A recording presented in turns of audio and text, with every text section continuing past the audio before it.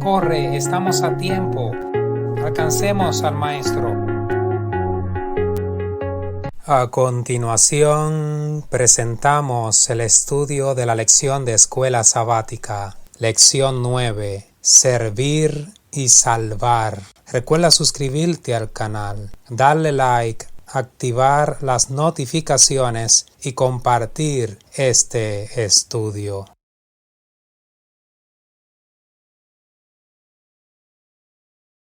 Muchos sienten que sería un gran privilegio visitar los escenarios de la vida de Cristo en la tierra, caminar por donde Él anduvo, mirar el lago cuya orilla se deleitaba en enseñar, y las colinas y los valles en los cuales sus ojos tan a menudo reposaron. Pero no necesitamos ir a Nazaret, Capernaum o Betania para andar en las pisadas de Jesús. Hallaremos sus huellas al lado del lecho del enfermo, en los cuchitriles de los pobres, en los atestados subterfugios de la gran ciudad y en todo lugar donde haya corazones humanos que necesiten consuelo. Al hacer como Jesús hizo cuando estaba en la tierra, andaremos en sus pisadas. Isaías habló de un siervo del Señor con una misión similar de misericordia. Démosle un vistazo a este siervo. En Isaías 41:8, Dios habla de Israel, siervo mío. Y en Isaías 42:1 presenta a mi siervo. ¿Quién es este siervo? Hay dos tipos de referencias a los siervos de Dios en Isaías 41 al 53.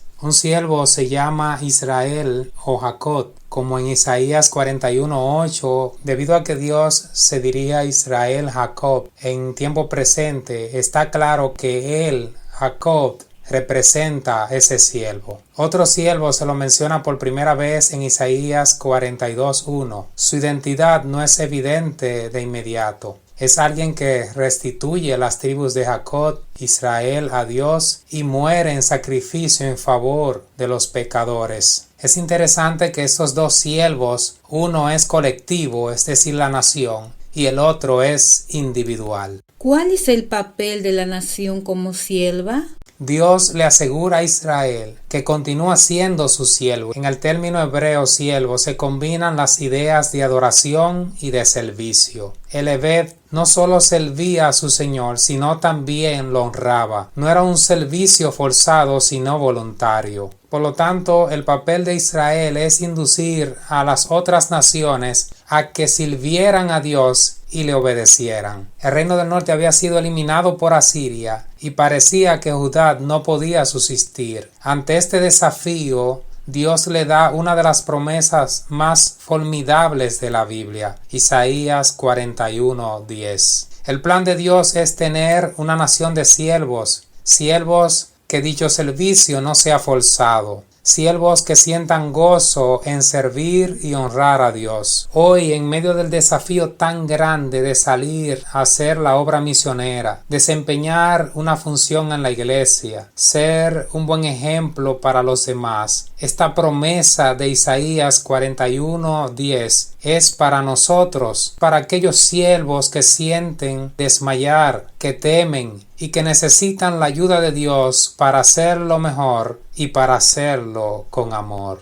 ¿Cuál es el papel y el carácter del siervo anónimo de Dios, a quien Dios elige y sobre quien pone su espíritu? Imparte justicia para las naciones, cumple sus objetivos en silencio y con mansedumbre, pero con éxito. Es un maestro, sirve como un pacto entre Dios y el pueblo. Da luz, esperanza, al curar la ceguera y liberar prisioneros. ¿Cómo se compara el papel y el carácter de este siervo con el de la vara del tronco de Isaí? Al igual que en Isaías 42, el gobernante davídico de Isaías 11 actúa en armonía con Dios, impartiendo justicia y liberación para los oprimidos, así como sabiduría y conocimiento de Dios. ¿Cómo identifica el Nuevo Testamento al siervo de Isaías 42, 1 al 7, que imparte justicia? Mateo capítulo 12 cita a Isaías capítulo 42 y lo aplica al silencioso ministerio de curación de Jesús. Su ministerio restablece la conexión del pacto de Dios con su pueblo. Qué asombrosa predicción aparece en Isaías 44, 26 al 45, 6. Isaías, después de mencionar a un conquistador del este y del norte, siglo y medio antes, predijo con precisión a Ciro por su nombre y describió sus actividades. En efecto, él vino del norte y del este de Babilonia y la conquistó en el 539 a.C.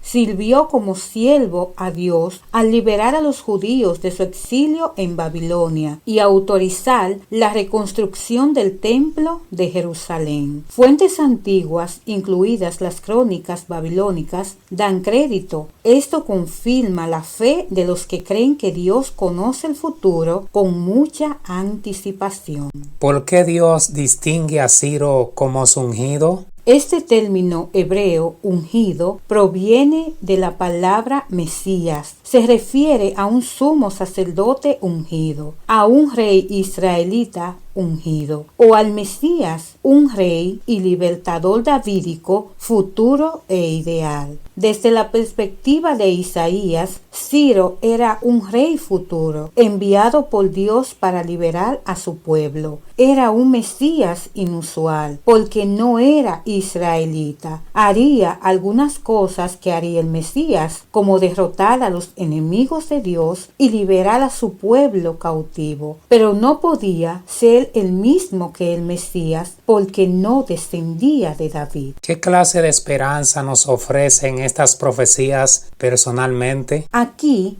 radica la importancia de estudiar las profecías, en conocer los planes de Dios y prepararnos. Nuestro Dios es un Dios maravilloso. Le ofrece esperanza a su pueblo por anticipado. El hecho de que Isaías predijera con precisión el nombre de Ciro inquieta a quienes no creen que los profetas reciben predicciones y las revelaciones de Dios acerca del futuro. Para afrontar la situación, aceptan la teoría de que otro profeta, un segundo Isaías, que vivió en la época de Ciro, escribió Isaías 40 al 66. Por lo tanto, el libro de Isaías está serruchado en dos, el mismo destino que tradicionalmente se cree que tuvo el profeta. Sin embargo, no hay testigos históricos de la existencia de un segundo Isaías. Si existió, es extraño que la Biblia no lo mencione. Ni siquiera el manuscrito bíblico más antiguo, el pergamino de Isaías descubierto en el Qumran, tiene alguna interrupción entre Isaías 39 y 40, que indicaría una transición a la obra de un nuevo autor. ¿Quién es el siervo de Dios en Isaías 49 del 1 al 12? Dios llama al siervo y le pone nombre antes de que nazca. Hace que su boca se asemeje a una espada y se gloriará en él. Dios emplea al siervo para recuperar a Israel, para que sea luz, sea pacto y liberar a los prisioneros. En el Nuevo Testamento encontramos estos atributos del siervo en Jesús en ambas venidas. Si este siervo es el Mesías, ¿por qué Dios lo llama Israel aquí? Anteriormente encontramos que en esta parte de Isaías, el siervo de Dios, Israel, Jacob, se refiere a la nación. Pero aquí el nombre Israel, sin una referencia paralela a Jacob, se aplica claramente al siervo individual, porque se ha convertido en la personificación o el representante ideal de la nación.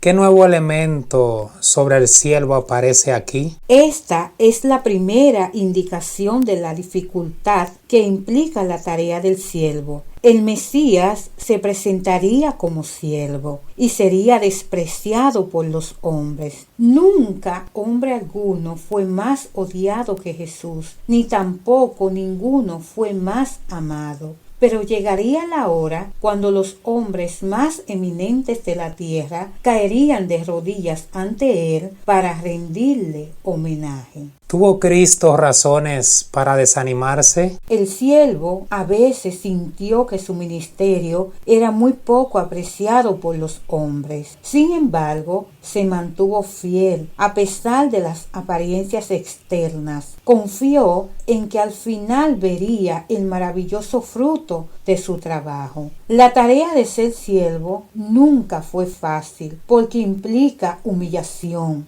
desprecio. Tal vez te sientes desanimado o desanimada porque tu trabajo es poco apreciado, o tal vez nadie lo ha reconocido o ha sido incomprendido por otros. Jesús sintió lo mismo y por eso te dejó esta promesa: no temas lo que estás por sufrir, sé fiel hasta la muerte y yo te daré la corona de la vida eterna. Ante Dios tenemos una doble responsabilidad, una como siervo iglesia y la otra como siervo individual. A veces queremos llegar a una posición sin ser siervos porque sabemos lo que implica ser siervos. Y la misma requiere humildad. Nos gustan los cargos y las posiciones para mandar y gozar de ciertos privilegios. Quizás quieres ser anciano, director o directora de algún departamento para sentir que tienes autoridad y que otros te sirvan. Pero el principio es servir.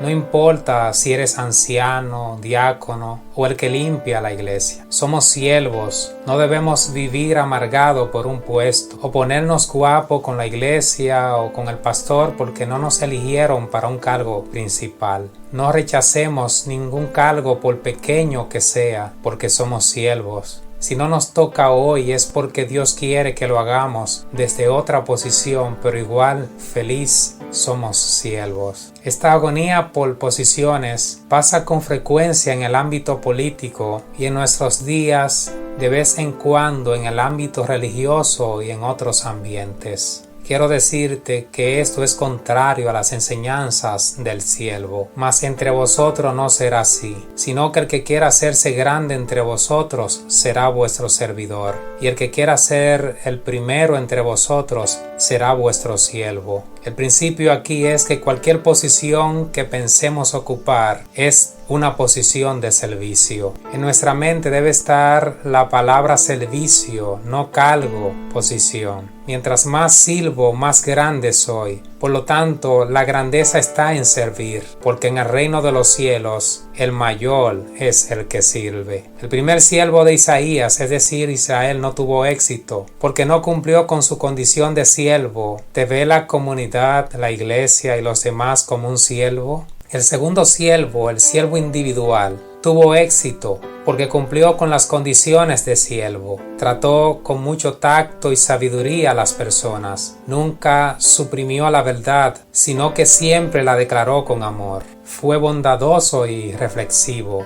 Nunca fue rudo. Nunca dijo sin necesidad una palabra severa. Nunca causó una pena innecesaria a un alma sensible. No censuró la debilidad humana. Denunció sin reparos la hipocresía, la incredulidad y la iniquidad. Nunca hizo cruel la verdad, sino que manifestó siempre profunda ternura hacia la humanidad. Cada alma era preciosa a su vista. Se portaba con divina dignidad y se inclinaba con la más tierna compasión y consideración sobre cada miembro de la familia de Dios. En todos veía almas que era su misión salvar. Reflejemos el perfil del siervo en la comunidad, en la iglesia y de forma individual. Dios quiere una nación de siervos con este perfil, que su misión sea servir y salvar. Dios te bendiga.